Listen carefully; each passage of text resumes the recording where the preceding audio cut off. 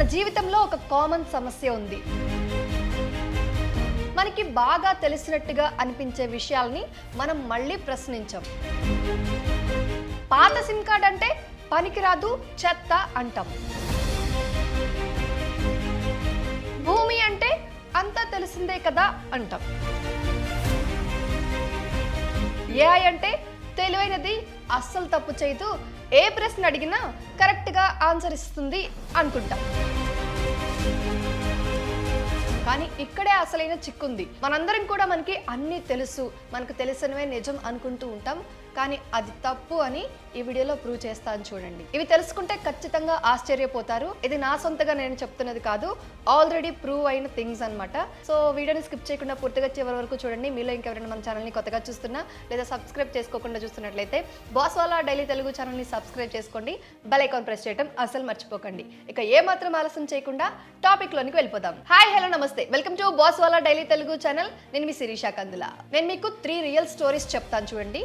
అందులో ఫస్ట్ది చిన్న సిమ్ కార్డ్ లో దాగిన బంగారం. ఏంటి వినగానే షాక్ అయ్యారా? మొత్తం తెలుసుకుంటే ఇంకా షాక్ అవుతారు చూడండి. ఒక్కసారి ఆలోచించండి, మీ చేతిలో ఉన్న పాత సిమ్ కార్డ్స్ ని మీరు ఎప్పుడైనా విలువైనదిగా ఫీల్ అయ్యారా? లేదు కదా, ఈవెన్ నేను కూడా. అయితే ఎక్కువ మంది ఏం చేస్తారు, సిమ్ కార్డ్ పాడైనా లేకపోతే దాన్ని యూజ్ చేయకపోయినా దాన్ని నేరుగా తీసుకెళ్లి చెత్తలో పడేస్తారు. కానీ చైనాలోని ఒక వ్యక్తి అవే సిమ్ కార్డ్స్ ను చూసి ఇదే నా బిజినెస్ అనుకున్నాడు. ఇప్పుడు నేను చెప్పబోయేది ఒరిజినల్ గా జరిగిన సంఘటన. అయితే ఈ సంఘటన చైనాలోని గువాంగ్డాంగ్ ప్రావిన్స్ లో జరిగింది. ఆ వ్యక్తి పేరు పియావో. అతను సాధారణ మనిషి కాదు, ఎలక్ట్రానిక్ స్క్రాప్ నుంచి విలువైన లోహాలు రికవర్ చేసే professional. SIM cards, PCB boards, telecom chips, వీటన్నిటి లోపల చాలా చిన్న మొత్తంలో గోల్డ్ కోటింగ్ ఉంటుంది. ఒక్క సిమ్ కార్డ్ లో ఉండే గోల్డ్ 0.001 గ్రామ్స్ కంటే కూడా తక్కువ. అయితే ఇప్పుడు అందరూ ఇలా అనుకుంటూ ఉండొచ్చు, ఇంత చిన్న గోల్డ్ తో ఏం వస్తుంది అని. కానీ పియో ఏం చేశాడంటే ఒక్క సిమ్ కాదు, దాదాపు 2000 కిలోల ఎలక్ట్రానిక్ స్క్రాప్ కలెక్ట్ చేశాడు. ఇది ఇంట్లో చేసే ప్రయోగం కాదు, లీగల్ కెమికల్ రిఫైనింగ్ ప్రాసెస్ ఉపయోగించి సిస్టమాటిక్ గా గోల్డ్ ని వేరు చేశాడు. చివరికి అతనికి ఏం వచ్చిందో తెలుసా? సుమారు 192 గ్రాముల బంగారం. ఇండియన్ కరెన్సీలో చెప్పాలంటే దాదాపు 26 నుంచి 28 లక్షల రూపాయలు. ఈ వీడియో వైరల్ అయ్యాక పాత సిమ్ కార్డ్స్ కు ఒక్కసారిగా డిమాండ్ పెరిగింది. కానీ ఇక్కడే క్వియో ఒక ఇంపార్టెంట్ మాట చెప్పాడు. ఇది సాధారణ మనుషులు ఇంట్లో ట్రై చేసే పని కాదు, చాలా ప్రమాదకరం. ఇంకా కొన్ని దేశాల్లో అయితే ఇది చట్టవిరుద్ధం కూడా. బట్ దీని నుంచి మనందరం తెలుసుకోవాల్సింది ఏంటంటే మన ఎలక్ట్రానిక్ వేస్ట్ కూడా చెత్త కాదు, అది ఒక హిడెన్ రిసోర్స్. అందుకే ఇప్పుడు దీనిని అర్బన్ మైనింగ్ అంటున్నారు. ఇది విన్నాక మా దగ్గర కూడా సిమ్ కార్డ్స్ ఉన్నాయి, అందులోంచి గోల్డ్ తీస్తాము అంటే అది అవ్వని పని. సో అలాంటి ఆలోచనలు ఉంటే ఆపేయండి. ఈ మాట నమ్మితే నిజంగా ప్రమాదమేనా?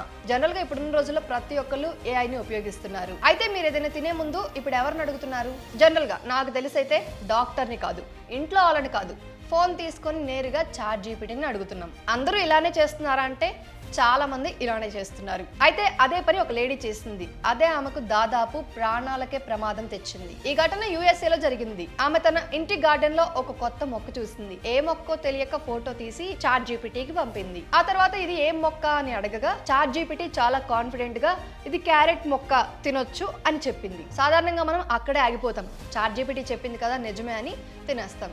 కానీ ఆమెకు కొంచెం డౌట్ వచ్చింది. అందుకే చాట్‌జీపీటీతో తను చేసిన కాన్వర్జేషన్ ని స్క్రీన్ షాట్ తీసి తన ఫ్రెండ్ క్రిస్టీకి పంపింది. క్రిస్టీ ఆ ఫోటో చూసిన వెంటనే షాక్ అయింది. ఎందుకంటే అది క్యారెట్ కాదు, అది పాయిజన్ హెమ్లాక్, తింటే ప్రాణాలకు ప్రమాదం ఉన్న విషపూరిత మొక్క. అయితే ఈ క్రిస్టీ అనే ఆవిడ ఇన్స్టాగ్రామ్ ఇన్ఫ్లుయెన్సర్, ఇంకా యూట్యూబర్ కూడా. అయితే ఇంకా షాకింగ్ విషయం ఏంటంటే క్రిస్టీ తన ఫ్రెండ్కి ఏం చెప్పిందంటే మళ్ళీ ఒకసారి అడుగు, కన్ఫర్మ్ గా ఇది క్యారెట్ మొక్క అయినా తినొచ్చా అని తను మళ్ళీ అడిగింది. అప్పుడు చాట్‌జీపీటీ వెంటనే ఎస్ ఇది క్యారెట్ మొక్కే, తినొచ్చు అని మళ్ళీ స్ట్రాంగ్ గా బల్లగుద్దినట్టు చెప్పింది అన్నట్టు.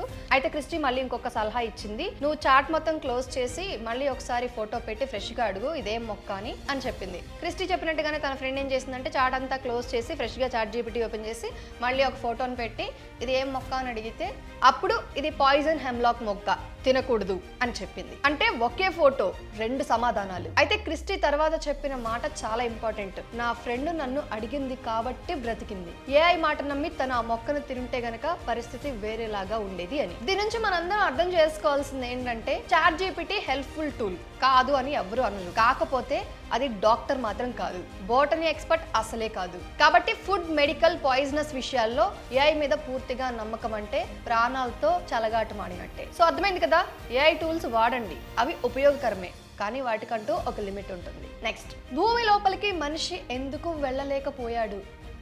ఇదేం ప్రశ్న అనుకుంటున్నారా?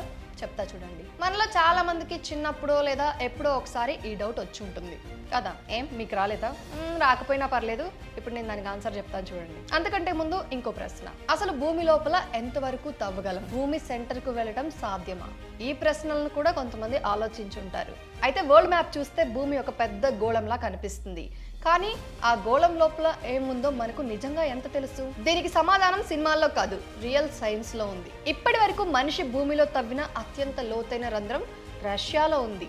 దీని పేరు కోలా సూపర్ డీప్ బోర్హోల్. ఇది 1970లో స్టార్ట్ చేశారు. రికార్డుల కోసం కాదు, భూమి లోపల ఉన్న రాళ్ల నిర్మాణం, ఉష్ణోగ్రతలు, భూమి పుట్టుక గురించి తెలుసుకోవడానికే శాస్త్రవేత్తలు చేసిన ప్రయోగం ఇది. అయితే ఈ ప్రాజెక్ట్ 1-2 సంవత్సరాల్లో అయిపోలేదు, దాదాపు 20 సంవత్సరాల పాటు సాగింది. చివరికి ఏం జరిగిందో తెలుసా? 20 సంవత్సరాల పాటు భూమిని తవ్వగా కేవలం 12.262 కిలోమీటర్లు మాత్రమే తవ్వగలిగారు. ఇది వినడానికి పెద్ద నెంబర్లా అనిపిస్తుంది కొంచెం, కానీ భూమి యొక్క మొత్తం సైజుతో పోలిస్తే ఇది కేవలం 0.2% కూడా కాదు. అయితే ఇక్కడే అసలు ట్విస్ట్ ఉంది. మనమంతా అనుకుంటూ ఉంటాం భూమి లోపల వెళ్లే కొద్దీ రాళ్ళన్నీ చాలా గట్టిగా ఉంటాయి అని, కానీ 10 నుంచి 12 కిలోమీటర్ల లోతుకి వెళ్లేసరికి ఉష్ణోగ్రత 180 డిగ్రీల సెంటీగ్రేడ్ కు పైగా చేరింది. దాంతో డ్రిల్లింగ్ మిషన్లు ఏమీ పని చేయకుండా పోయాయి. రాళ్లు గట్టిగా కాకుండా ప్లాస్టిక్ లా మెత్తబడిపోయాయి. డ్రిల్ తిప్పితే రాళ్లు విరిగిపోవడం కాదు, ఒత్తిడితో రాళ్లు వంగిపోయి సాగిపోతున్నాయి.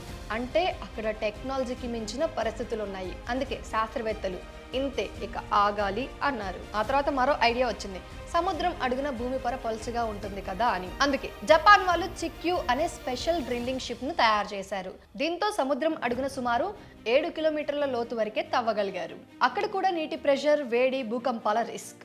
ఆ ప్రాజెక్ట్ లో ఒక్క చిన్న తప్పు జరిగితే గనక మొత్తం ప్రాజెక్ట్ ఫెయిల్ అవుతుంది. అయితే మీ అందరికీ అర్థమయ్యేలా ఒక చిన్న కంపారిజన్ చెప్తాను చూడండి. భూమిని ఒక యాపిల్ పండుతో పోలిస్తే ఇప్పటి వరకు మనం వెళ్ళిన లోతు, భూమి లోపలికి వెళ్ళిన లోతు కేవలం ఆ యాపిల్ తొక్కు మందం మాత్రమే ఉంటుంది. అయితే మనిషి స్పేస్ కు వెళ్ళగలిగాడు, కానీ భూమి లోపలికి మాత్రం ఇంకా కొన్ని కిలోమీటర్ల వరకు మాత్రమే వెళ్ళి ఆగిపోయాడు. అదే నేచర్ పవర్. ఎందుకో కూడా మీ అందరికీ ఇప్పటికీ అర్థమైపోయి ఉంటుంది, నేను ఆల్రెడీ చెప్పాను కాబట్టి. అయితే ఇప్పుడు నేను చెప్పిన 3 కూడా చాలా డిఫరెంట్ స్టోరీస్, కానీ వీటన్నిటి నుంచి ఒక మెసేజ్ ఉంది. టెక్నాలజీ గొప్పది, కానీ అతి నమ్మకం అనేది ప్రమాదం. వెదర్ ఆ సిమ్ కార్డ్స్ నుంచి గోల్డ్ ఎక్స్ట్రాక్ట్ చేయడం కావచ్చు, ఏఐ టూల్స్ ను ఉపయోగించి మనకు నచ్చిన డెసిషన్ తీసుకోవడం కావచ్చు, లేదా భూమి లోపలికి డ్రిల్లింగ్ యంత్రాలను పంపి అక్కడ ఎంత లోతుంది ఏంటి ఇవన్నీ తెలుసుకోవాలి అనుకోవటం. సో అంతే అండి, ఇది వాళ్ళ మన టాపిక్. ఇన్ఫర్మేషన్ మీ అందరికీ కూడా ఉపయోగపడుతుంది అనుకుంటున్నాను. మనకు అన్ని తెలుసు అనుకుంటాం, కానీ తెలియనివి చాలా ఉన్నాయి. సో ఈ వీడియో నుంచి మీరు కొత్త ఇన్ఫర్మేషన్ తెలుసుకున్నారు అని భావిస్తూ ఇంకొక కొత్త ఇన్ఫర్మేషన్ తో మళ్ళీ ముందుకు వస్తాను.